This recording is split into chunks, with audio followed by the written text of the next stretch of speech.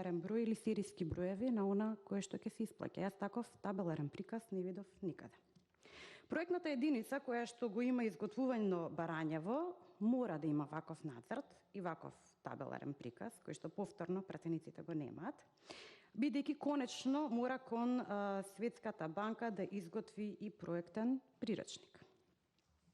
Конечно, истиот се користи од ревизорите од Светска банка, кои што доколку некогаш се дрзнат, иако до сега не се случило, да го лажираат својот извештај, стануваат на црна листа и никогаш веќе не се ангажирани ниту од Светската банка, ниту било каде кај релевантните фактори во економска гледна точка.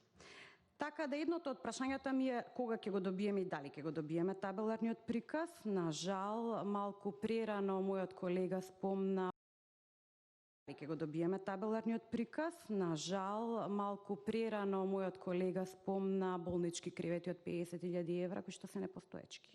Такви кревети не постојат. Доколку зборуваме за болнички кревети, доколку зборуваме за хируршки кревети, такви еве за ваша информација постојат во вредност од 12 до 17.000 евра, никогаш не достигнувајќи 50.000 евра. Но јас не се грижам, бидејќи конечно ќе има ревизија од Светска банка и ќе биде исконтролирано каде се минале парите. Во овој момент би сакала да видам детален извештај и детален извештај секако за ретроградните исплаќања кои што се планирани. Настрана од ова прашање има уште едно прашање. Вели вака, под Б, во услови за повлекување и период за повлекување по износите кои што се представени во документацијата, односно пред да го дадеме завршниот датум за затварање на овој заем, кој што е 30 јуни 2022 година, велите без оглед на одредбите дел А погоре нема да се врши повлекување на средства пред датумот за потпишување, освен тоа што повлекување од вкупниот износ не поголем од 27 милиони евра може да се врши за плаќања извршени пред овој датум, односно на или по 1 февруари 2020 година.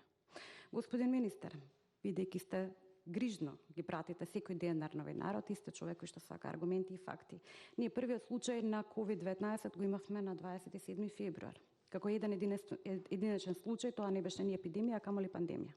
Тек подоцна се случува. Какви тоа исплаќања по прашање на COVID кризата ние имаме пред COVID кризата?